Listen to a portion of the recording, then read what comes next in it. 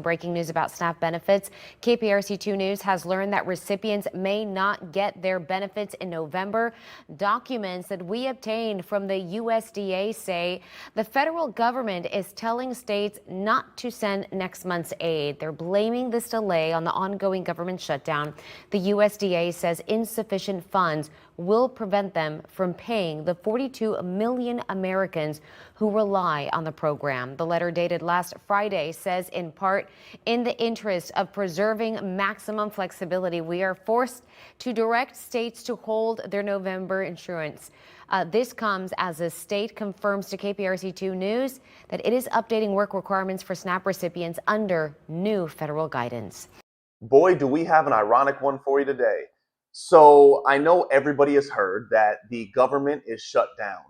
But because of the shutdowns, there's not much funding going around. There is no funding going around. So SNAP benefits are actually going to be getting shut off across the country starting November 1st if the government is not back up and running. And the reason I call this ironic is because the Democratic Party is the party that is constantly telling us that they are for the middle and lower class. They're here for the people. They want to see the middle and lower class flourish. But they are the ones that are keeping this government shut down. Let me remind you, all Senate Republicans have voted. The Democrats are the one that are not voting. So the people that say that they love the middle and lower class and want to take care of people and that the Republican Party are evil and they only care about the rich and wealthy, these are the same people that aren't voting and making people, possibly make people lose their SNAP benefits. People are possibly going to start getting fired from the government or laid off because of the government shutdown. They don't care. They just want their agenda pressed forward. And don't let me tell you, let Vice President Vance tell you exactly why the Democratic Party is not voting. Let's roll the clip. A lot of Americans are asking themselves, why did this happen? Why did the Democrats shut down the government despite, as Caroline said, voting on the exact same piece of legislation 6 months ago?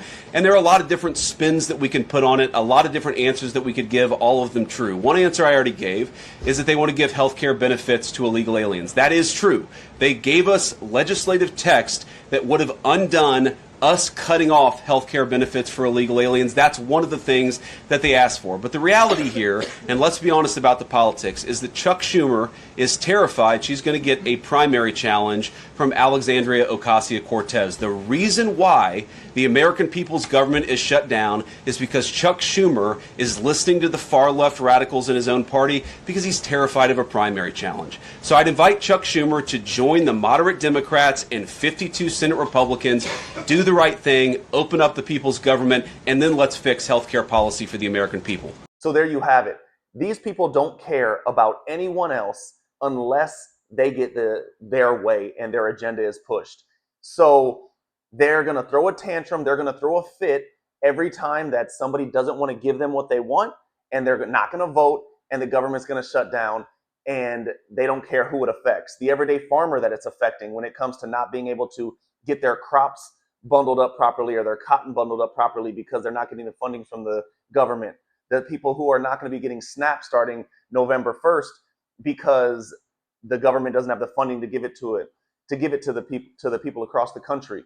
The people who are going to get laid off from the government because we don't have an active government and they don't have the funding to pay these people. They don't care because they're still getting paid. So I think we need to implement anybody who allows the government shutdown to happen and they don't vote, they get relieved of their duties. You are no longer part of the Senate. You're out of here. Bye-bye. Get out of here because they're still getting paid and we need to hit them in their pockets where it hurts so that they understand that, hey, I can't just keep prolonging this and doing whatever I want because there's millions of people that are affected by this, especially with the SNAP. There's millions of people who are on SNAP benefits. So how about we take the power away from them if they decide not to vote and they get hit in their pockets and they no longer are able to get paid. On top of that, this is the same party that said a government shutdown isn't good for anyone and that people who stall and do these hostage tactics are people who can't win in elections.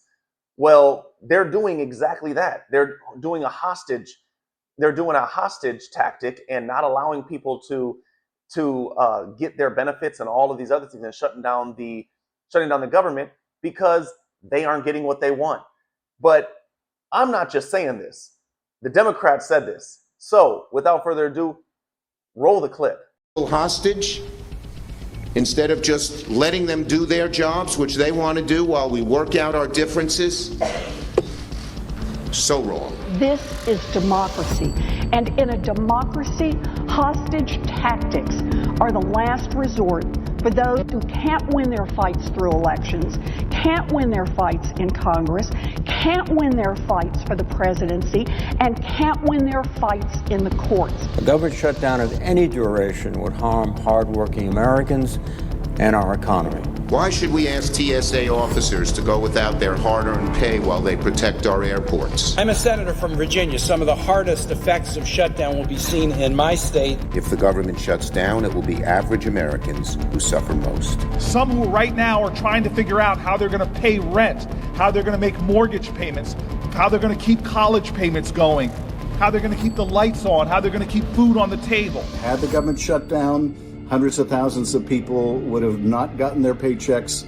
Federal employees would have been furloughed, sent home. Our military won't get paid. Head Start teachers won't get paid. Our wildfire fighters won't get paid. Federal prison guards won't get paid. A government shutdown means seniors who rely on Social Security could be thrown into chaos. Our veterans could see regional VA offices shut down and support services put on hold. Shutdowns are not good for the economy. Shutdowns cost taxpayers billions of dollars per week. Shutdowns cost the economy billions of dollars. They cost businesses money. They could even cause a downgrade to the nation's credit rating. Families who benefit from WIC and other nutrition programs could see benefits halted. If this shutdown continues indefinitely, 39 million Americans will risk not having enough food. They will lose their SNAP benefits in February. So that means American children will be going to bed hungry. It's unacceptable. The longer that this shutdown goes on, the more Americans that will be affected. Critical services and our economy are being threatened with poison pill partisanship. Shutting down the government should not be a negotiating tactic. Hostage taking is all they have left, a last gasp of those who cannot cope with the realities of our democracy. Straight from the horse's mouth.